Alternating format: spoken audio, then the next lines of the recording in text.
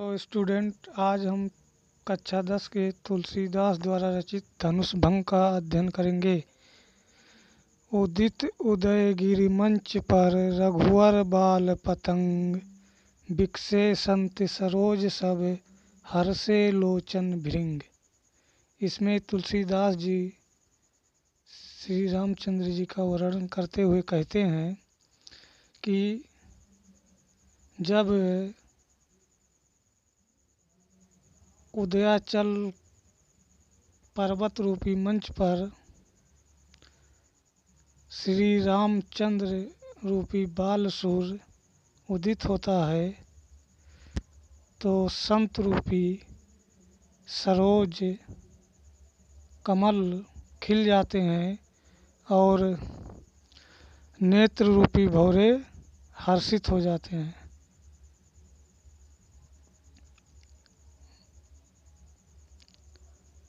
निरपन केर आशा निसनासी, बचन नखत औली न प्रकाशी। मान महीप कुमुद सुख चाने, कपटी भूप उलूक लुकाने। भय विशोक कोक मुनि देवा, बरसहि सुमन जनावहि सेवा।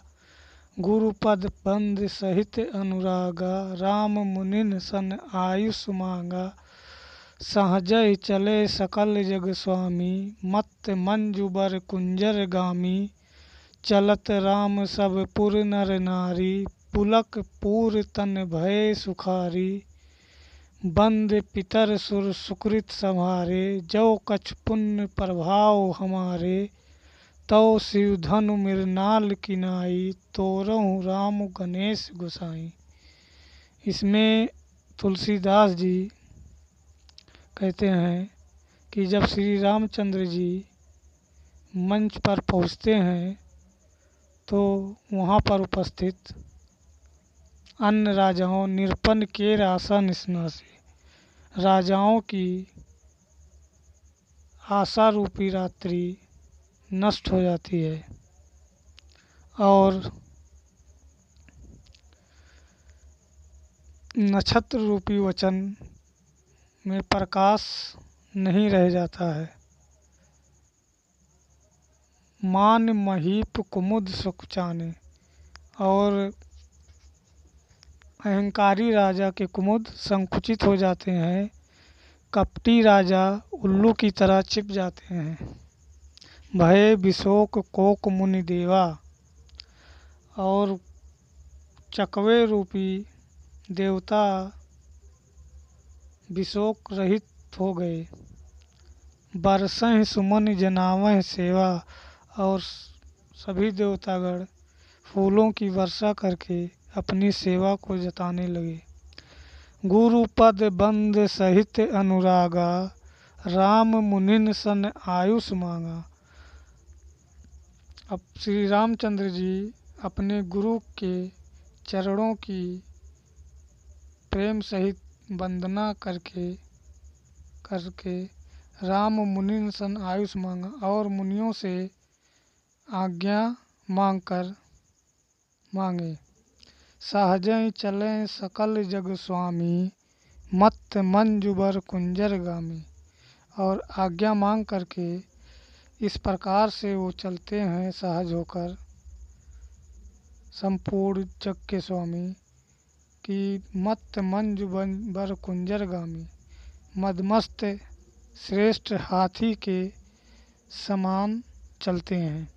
चलत राम सब पुर नर नारी, पुलक पूर तन भय सुखारी। जब श्री रामचंद्र जी चलते हैं तो सभी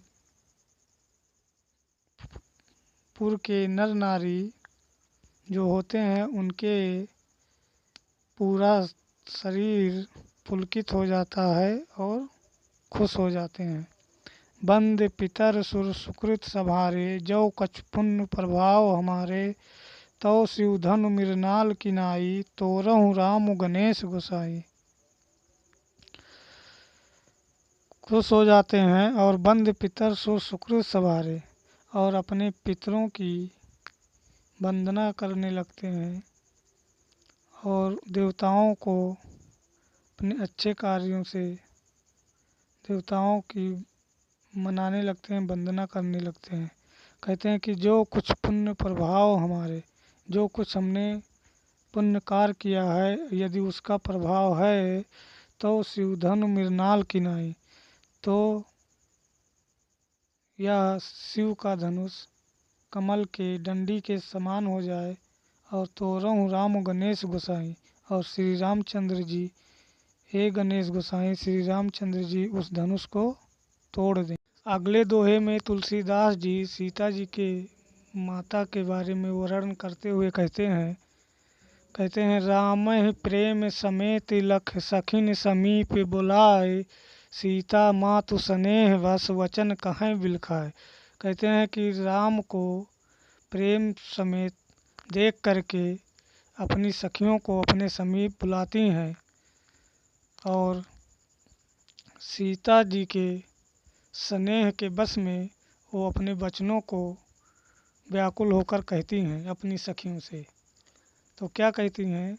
सखी सब कौतुक देखिन हारे, जेऊ कहावत हितू हमारे, को ना बुझाए कहें गुरु पाही, ए बालक असहट भल नाही, रावण बाण छुआ नहीं चापा, हारे सकल भूप करिदापा, सो धन राज कुंवर कर देही, बाल मराल की मंदर लेही, भूप सयानप सकल सिरानी, सग विधि गति कछु जात न जानी, बोली चतुर सखी मृदुवानी, तेजवंत लघुगनी नारानी, कहा कुंभज कहाँ सिंधु अपारा, सो सेव सुजस सकल संसारा, रविमंडल देखत लघु लाग्या, उदयम तास त्रिभुवन तम भागा। सीता जी की माता कहती हैं कि हे सखी, यहाँ सभी सख सब कौतुक देखिन हारे, यहाँ सभी कौतूहल देखने वाले हैं। जेऊ कहावत हितु हमारे, जो हमारे हित कहलाते हैं वो सब केवल कौतूहल देखने वाले हैं। को न बुझाए कहें गुरु पाही, ए बालक असहट भल नहीं, कोई नहीं गुरु विश्वामित्र को समझाकर कहता है कि ऐसे बालकों का हट अच्छी नहीं है। रावण बाण छुआ नहीं चापा, हारे सकल भूप करिदापा, जो रावण था वो बाण और धनुष को छुआ तक नहीं, और हारे सकल भूप करिदापा, सारे राजा अहंकार करके हार गए। सो धनुराज कुंवर कर देही, बाल मराल की मंदर लेही, तो उस धनुष को इन राजकुमारों को दे दिया गया है। क्या हंस के बच्चे मद्राचल पर्वत को उठा सकते हैं? तो यहाँ मराल का मतलब होता है हंस, और बाल का मतलब होता है बच्चा। भूप सयानप सकल सिरानी, सख विधिगत कछु जात न जानी। कहती हैं कि राजा का सयानापन, संपूर्ण सयानापन खत्म हो गया है, सिरानी मतलब खत्म हो गया। तो अब एक सखी सीता जी की माता से कहती है कि हे सखी, विधि की गति को कोई नहीं जान सकता है। सख विधिगत कछु जात न जानी, विधि के गति को कोई नहीं जान सकता है। बोल चतुर सखी मृदुबानी, तेजवंत लघु गनिये नरानी। एक चतुर सखी मीठी वाणी से बोलकर कहती है कि हे रानी, वो तेजवंत हैं, उन्हें छोटा मत समझिए। कहती है कहाँ कुंभज कहाँ सिंधु अपारा, सो सेव सुजस सकल संसारा। कहाँ अगस्त ऋषि और कहाँ अपार सिंधु नदी, सो सेव सुजस सकल संसारा, जिसको उन्होंने अपने कमंडल में रख लिया था, यानी सोख लिया था, और संपूर्ण संसार में उनकी प्रसिद्धि हो गई थी। रविमंडल देखत लघु लागा, उदयम तास त्रिभुवन तम भागा। रविमंडल जो होता है, सूर्य का मंडल, वो बहुत देखने में छोटा लगता है, लेकिन जब वह उदय होता है तो तीनों लोकों का अंधकार दूर हो जाता है।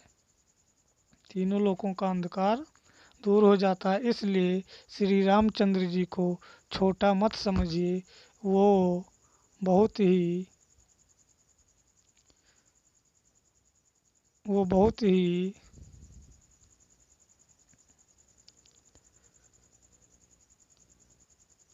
तेजवंत हैं और वो